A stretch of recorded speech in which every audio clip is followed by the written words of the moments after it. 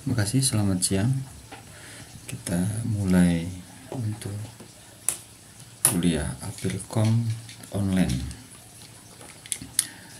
Pada kesempatan hari ini kita akan memasuki formatting text ya. Formatting text ini hampir mirip dengan sesi sebelumnya, di mana sesi sebelumnya itu kita menggunakan style. Tapi pada saat sekarang ini kita akan menggunakan versi manualnya. Oke. Formatting text itu ada dua hal yang akan kita pakai. Yang pertama adalah font, yang kedua adalah paragraf. Pertama, untuk font itu dapat kita lihat di sini. Itu ada beberapa hal. Pertama ada font style, ada color, warna, terus ada ukuran, size, text highlight, terus clear formatting, change case-nya itu. Nah, pada saat kita melihat di bagian depan ini adalah shortcut yang sudah disiapkan. Akan tetapi kita dapat melihat lebih dalam lagi, di mana kita dapat mengklik di bagian pojok kanan bawah ini yang ada tanda panah kecil, kotak tanda panah kecil. Kemudian pada saat kita klik, kita akan keluar jendela font, di mana di sini ada font, kemudian ada font style, color, size, hampir sama, tapi di sini lebih banyak pilihannya. Oke. Kemudian di sini untuk font sendiri itu menentukan jenis font yang akan digunakan. Dia itu ada jenis-jenisnya, ada Calibri, Arial, ada yang lain juga, Times New Roman, dan seterusnya. Kemudian font style itu yang biasa kita pilih itu ada regular, ada bold atau cetak tebal, italic atau miring, bold italic, atau tebal dan miring.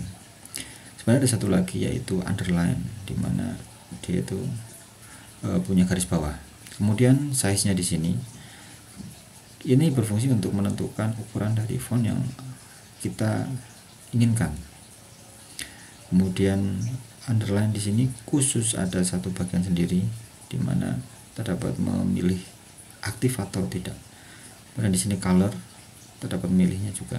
Kemudian ada efek di sini banyak sekali. Ini dapat dipilih nanti. Preview ini dapat melihat hasil dari apa yang kita setting.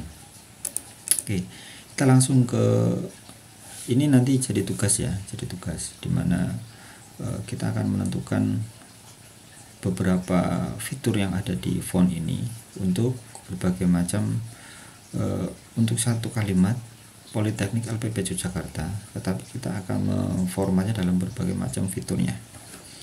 Oke, saya di sini akan mendemokan ini yang sudah dibuat. Oke, seperti ini ya. Yang pertama, ini font. Dalam artian ini akan merubah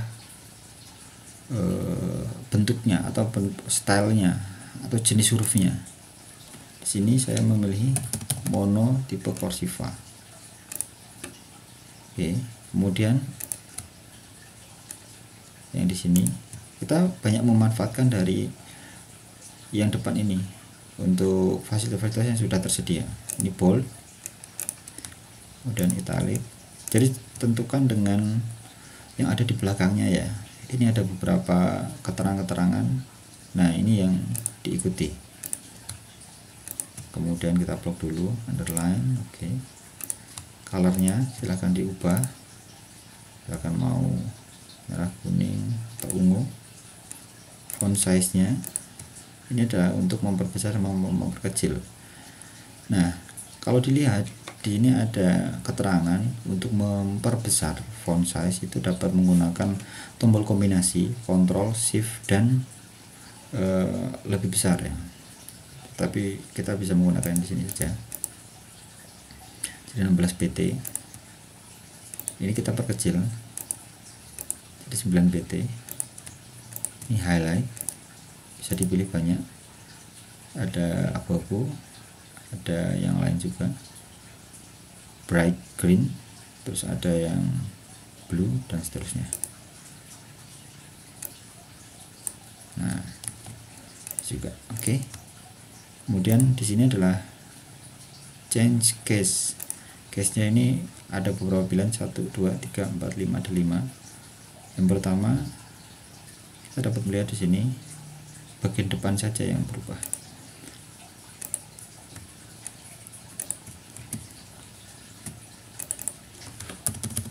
Oke, sorry, ini belum sesuai dengan yang awal. Saya ubah dulu.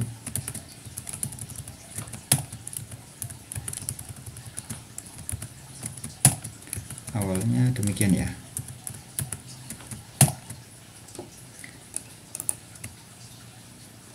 Kalau kita pilih yang sentence case ini, maka bagian depan itu akan besar. Kalau misalkan akan jadi kapital ya, tetapi akan biasa saja, tidak ada perubahan jika bagian depan memang sudah besar. Tetapi kita dapat melihat bahwa di bagian ini misalkan Jakarta,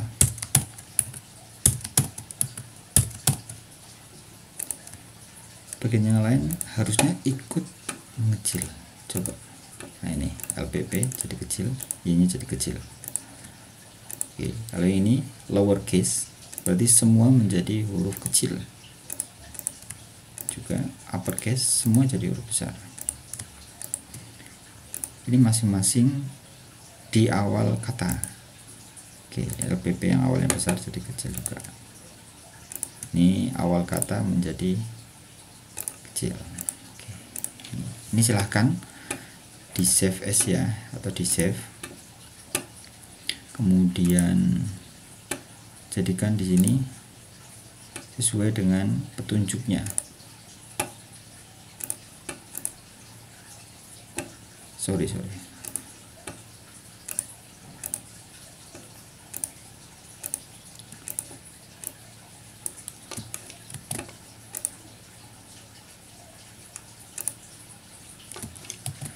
Nama NIM ya kan, tipe 1 ya ini, dan kirimkan. Oke, udah selesai, tutup.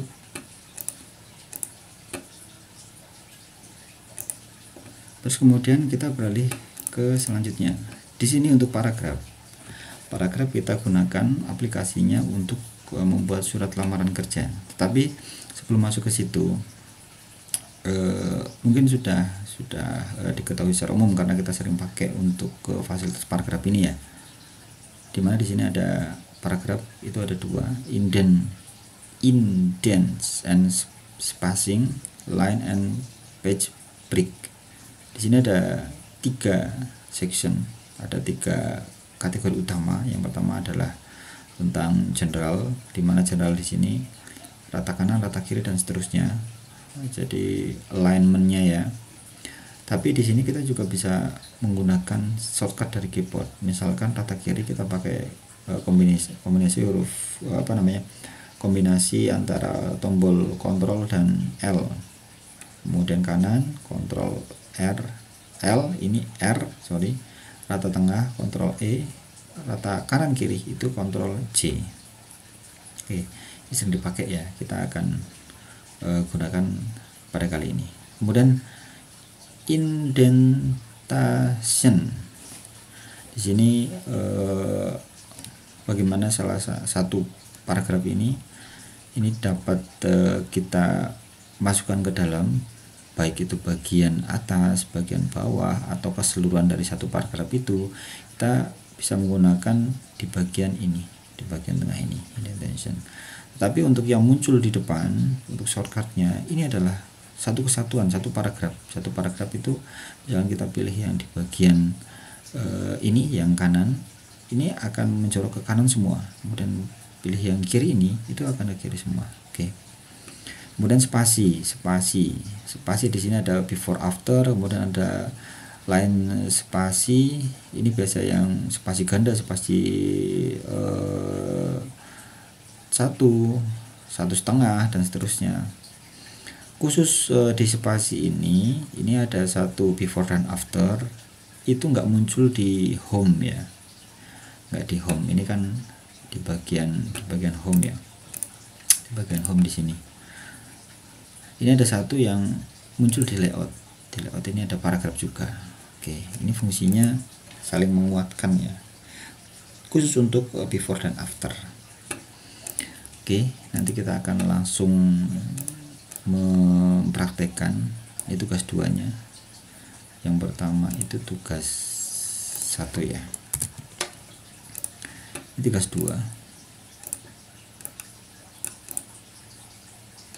Ini membuat surat lamaran. Silahkan teman-teman untuk mengetikkan apa yang tertulis di sini. Kemudian di sini ada ruang kosong ya. Nama, jenis kelamin dan seterusnya ini tuliskan dengan nama masing-masing. Misalkan namanya Andi, jenis kelamin laki-laki, tempat tanggal lahir di mana, alamat pendidikan dan seterusnya. Nah, khusus untuk pendidikan ini tulis dengan D4 dengan prodi masing-masing. Jadi kita ibaratkan teman-teman sudah lulus dan akan mengapply di sebuah lowongan pekerjaan ya. Oke, kita menuju ke formattingnya di sini.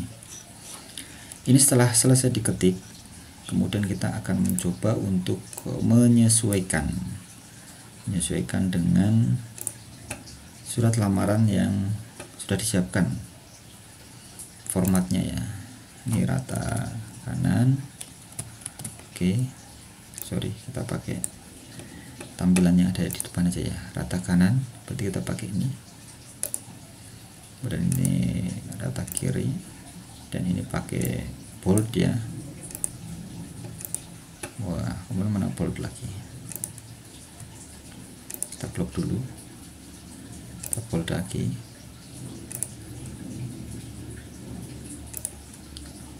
Bold. Oke. Nah, kemudian karena ini hurufnya yang kelihatannya di sini dulu, kelihatan dulu. Ini di sini ada bullet and numbering. Walaupun kita belum menyentuh tadi, tapi di sini ada fasilitasnya, kita pakai aja. Nah, kemudian ini kalau lihat di contohnya, formatnya dia itu lebih rengket ya. Lebih rengket itu bahasa Indonesia apa? Lebih rapat. Nah, ini kalau kita layout ini spasi afternya itu ternyata ada 8, kita nolkan, kecuali yang terakhir ya, kita biarkan 8 tadi. Oke, kemudian sorry, di sini belum ada, tetapi kita menggunakan agar ini di tengah ukurannya sama, menggunakan di keyboard silahkan tekan tab-nya. Nah, kemudian di sini kita kasihkan batasnya sejauh mana, misalkan sejauh ini ya. Nah, kita gunakan di bagiannya ada format painter, karena udah di tab, maka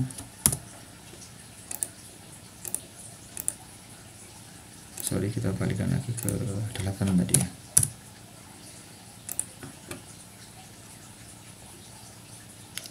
Tab sudah. Nah, kemudian di sini kita pakai spasi kanan kiri.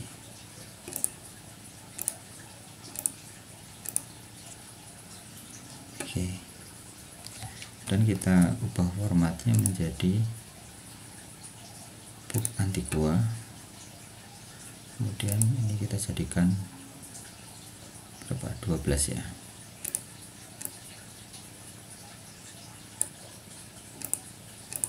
Jadikan 1 aja di sini, kita nolkan.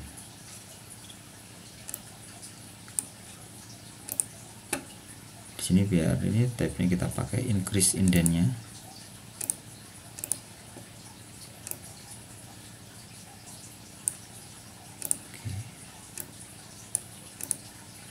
Ini karena 8 kita bisa saja pakai,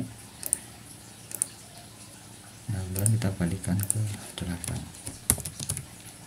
Oke, kali ini Budi laki-laki, terus Sleman 10 Juni 2000, alamat adalah Jalan Magelang KM 12, pendidikan D4, perkebunan, misalkan. Oke, ini hormat saya, ini rata tengah, dan ini kita terus ini spasi boleh. Oke, udah selesai. Ini silahkan di save as, kemudian kasih nama ya, ini namanya siapa, nimnya berapa, dan save. Oke,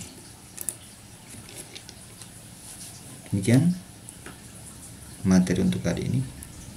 Terima kasih. Kalau ada pertanyaan silahkan langsung ke WA, atau kalau misalkan bisa mencari sumber-sumber sendiri juga tidak mengapa. Oke, save dulu baru nanti disimpan. Oh ya, di sini biasanya ada penjelasan tambahan ya. Biasanya untuk paragraf itu ada yang mencorok ke dalam dan ada yang mencorok ke rata. Misalkan ada yang meminta formatnya untuk mencorok ke dalam, silahkan ini tinggal dipilih first line. Ini juga akan mengikuti first line, bisa di copy aja. Oke, ini first line. Nah, ini tergantung dari format-format yang tersedia, entah dia tuh mencolok ke dalam atau rata kiri sejajar. Ini nanti teman-teman silahkan menyesuaikan dengan yang sudah ditentukan atau senyamannya yang mana, asal tidak melanggar dari format-format yang sudah ditetapkan. Oke, sekian. Jika ada pertanyaan boleh nanti menghubungi via WA di grup selama jam mata kuliah, atau kalau di luar jam mata kuliah nanti mungkin tidak secepat pada saat jam kuliah ya. Oke, terima kasih. Assalamualaikum warahmatullahi wabarakatuh.